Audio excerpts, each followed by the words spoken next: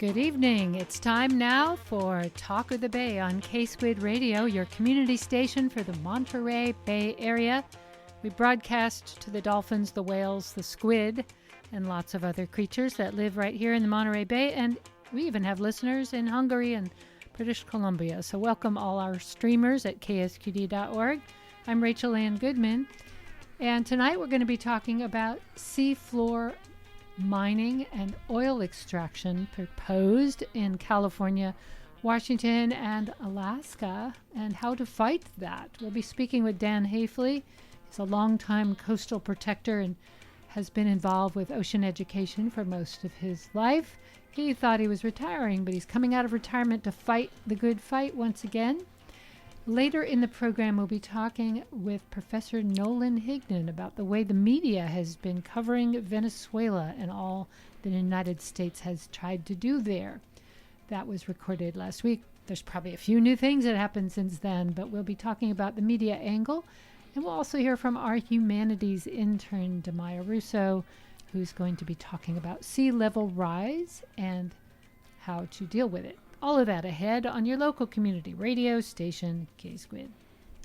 I'm here with Dan Haifley. Dan Haifley has been involved with O'Neill Sea Odyssey for a number of years. He was part of and founder of Save Our Shores and has been deeply involved in ocean conservation and protection. And I might add the push to create a marine sanctuary here and elsewhere along the coast of California to protect the very creatures that we were talking about a minute ago. Welcome, Dan.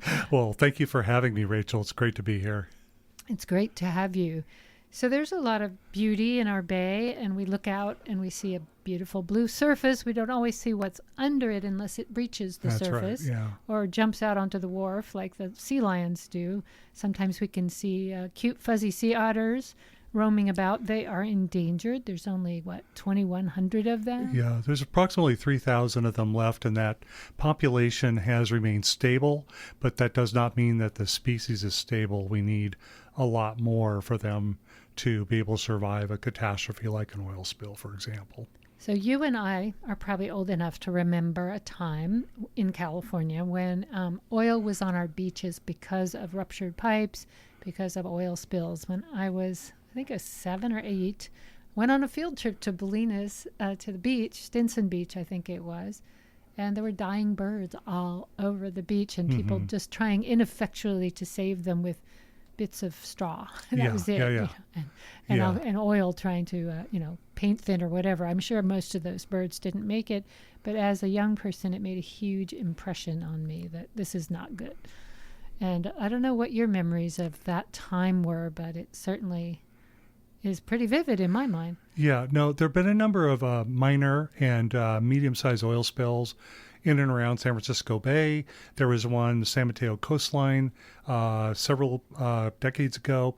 The one that I remember, I grew up in Southern California. I remember the Santa Barbara oil spill. I was very young. We had something called the television with the nightly news, and we started seeing images of oiled birds and people in spacesuits walking on the beach, which was black, and oil everywhere, and Richard Nixon coming out and declaring a moratorium on offshore drilling off California while we study this issue. And it made a huge impression on me, but it also made a huge impression on enough people that year, 1969, really catalyzed the idea that we as people need to protect the environment. So a lot of things happened. We had the first Earth Day in a couple of years. We had the California Coastal Act, which was put on the ballot and voted on by the people of California. 58% voted to support it, which created the Coastal Commission and codified public access into the Constitution, for example. The Marine Mammal Protection Act. The Clean Air Act was strengthened. The Clean Water Act was strengthened all in those few years. And the National Marine Sanctuaries Act was developed as well. So these vivid memories, like the kind that you had, they had an impression collectively, and people reacted, and Congress in those days took action. Nixon, the president at the time, went along and signed a lot of these bills. One bill he vetoed, and they overrode it. So it was a time of great awareness born, unfortunately, from disaster. And it was probably also a time when the kind of money we're seeing now that buys off people like Trump and pushes him into crazy situations like Venezuela, were not so empowered back then. It felt like the people said what they wanted, and the politicians, maybe reluctantly, but they did what we wanted. And all those things came about through not accident, but some really heavy organizing. And you've been through a lot of battles over the years, as I mentioned, a few of them to create the Monterey Bay Marine Sanctuary. That did not happen easily. But now I wanted to talk to you about this next battle where you reluctantly, but also, needfully came out of retirement to fight yet another threat to these beautiful, pristine places that we've come to appreciate and cherish and protect. So what's happening with this idea that they're going to open up our coast to oil drilling? Yeah. So, we shouldn't be surprised because Trump, both times that he won, he had campaigned on the concept of drill, baby, drill. So he's following through on his promise. So give him that. The first time he tried to do this back in 2017, it kind of ran aground, to use a maritime analogy, didn't go so far. This time there's a little bit of momentum, not necessarily momentum with the oil industry behind it, because California is a place that the oil industry has learned, I believe, over the years, that would be difficult to do business. That said, California has 26 active oil platforms today, and we are the 7th largest producer of onshore and offshore oil. But so what happened is, when he left office, President Joe Biden took 725 million acres of federal waters, 300 to 200 miles offshore, around the continental United States, around Alaska, and put it off limits to offshore oil development. He had the authority to do that under the OCS Lands Act. Trump, who had just been elected president, was president-elect, said, I'm going to undo that, even though he didn't have specific authority to do it. But he did. And he signed an executive order unleashing American energy. Also, he touched on the topic of seabed mining, which we'll also talk about, and then directed his Interior Department to move ahead with offshore drilling and to open up everything. So there was a public comment period on this proposal. Around 80,000 people responded. And then governors of states on the East Coast said, I don't want it, I don't want it. Florida said, I don't want it. There's still part of the Gulf of Mexico that's included in this plan. But what happened is, as a result of all this, the only places that are left that are proposed for drilling now are California, part of the Gulf of Mexico, and parts of offshore Alaska. So we're in a second public comment period, and public comments are due on January 23rd, so next Friday at 9 o'clock our time, midnight Eastern time. And it's very easy to make your public comment. And the next step after this public comment period is they'll develop a draft plan. They'll identify areas that they'll want to proceed with. The central coast of California, the area from Sonoma County to Monterey County, is due for 2 lease sales, 2 auctions of 9 square mile tracts of land in federal waters. First one would be in 2027, so next year, and the next one would be in 2029. Do you have to be a real oil company to grab these leases? Couldn't you create a company called Environmental Oil and then buy the leases if you had the money? Somebody has actually suggested that. I believe you have to fill out the forms and be qualified bidder and all that kind of stuff. I mean, that's the way it's worked before. I'm sure that's how it would work now. Now, I say this understanding that I said before, the oil industry may or may not be interested. Because that's comforting in the same sense that they don't really want to go into Venezuela in its current situation. Yeah. But yet, in the meantime, Venezuela has suffered the way it has, and we have to go through this process here. And my friend Gary Griggs wrote in his column in the Sentinel that there is no oil in Monterey Bay, or very little, and he's right. The area of interest to the oil companies for Central California is the area north of Davenport and south of Pacifica. That's where they were interested before with Lease Sale 53, Lease Sale 73, and Lease Sale 119 in 1989. because a lot of that's covered by marine sanctuary status, you could buy a lease, you could bid on a lease and buy it. You'd have to get a pipeline across the marine sanctuary because there is room on the Outer Continental Shelf outside of the marine sanctuaries to put in an offshore platform. You could legally do so under the law, but you'd have to get a pipeline across the undersea lands in a sanctuary. And then when you come on shore, San Mateo County and 26 other coastal communities have strong laws saying that if you want to process your oil on shore, you need voter approval for the zoning changes to do that. And San Mateo County is heavily zoned for agriculture, for various uses that you see when you drive up there, not for industrial development. And this is the same up and down the coast. So they're going to run into what we call the blue wall, which is the 27 local ordinances that largely I put in place, working with local communities back in 1986 to 1990. So it'd be difficult to do, but it's still important to comment and still important to get involved because we're building a case that could go to the courts. We're building a case for the administration, and we're organizing.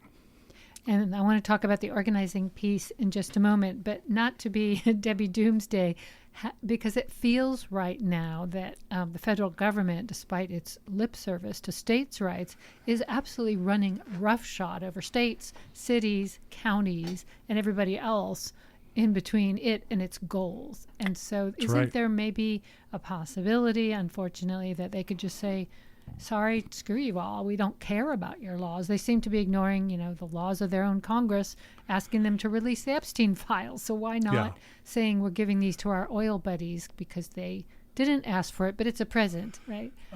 A perfect example is Santa Barbara County. Sable has 3 platforms and a pipeline, and as you recall, around 11 years ago now, the pipeline ruptured, causing a horrible spill, and Sable has been trying to get approval by the Board of Supervisors, Santa Barbara County, to be able to once again restart. And the board had very great concerns, as does the environmental community. So the answer was no. So now the Trump administration has offered Sable the opportunity to go to do this work offshore.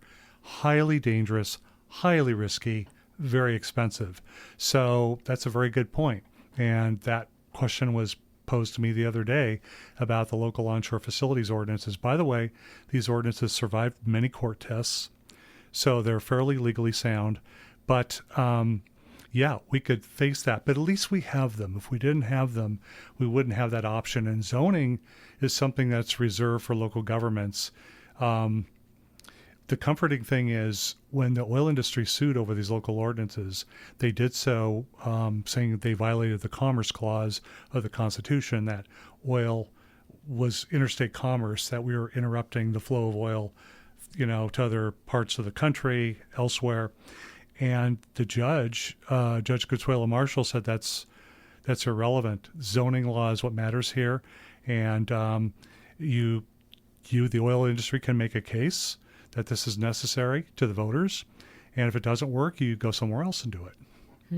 So, have you been in touch with people in Alaska, since it sounds like it's just California and Alaska and some people in the Gulf, some of the areas of the Gulf states? Yeah, there's concern. There's a marine sanctuary, for example, the Flower Garden Banks in the Gulf of Mexico, and in Alaska there have been some of the indigenous tribes and tribal governments that have been trying to establish marine sanctuaries and are working very hard. So there's concern there. They actually had a huge oil spill in 1989. In fact, in today's Lookout Santa Cruz, there's an opinion piece by Dennis Kelso, who was a professor at University of California, Santa Cruz. But at the time of that oil spill in Alaska, he was the Alaska Commissioner for the Environment. So, he talked about oil drilling in California, but Alaska also has suffered a lot. And there's a lot of wildlife. It's an extremely biodiverse area, given its unique position on the planet. It's a crossroads. It's where gray whales go to feed when they migrate past here. So there's great concern in Alaska, and hopefully there'll be some attention paid to grassroots movements up there. There have been flashes of of some good organizing there. The Green Party is active. Others have made an effort. I used to attend coalition meetings back in the day, and we had representatives there from Alaska, mostly from indigenous communities and the environmental community. So, yeah, I've heard from people, and there's concern. Yeah, I can only imagine. If you just joined me, I'm talking with Dan Haifley. He is part of a coalition of people fighting the proposal to open up offshore oil drilling once again on the California coast, as well as Alaska and the Gulf.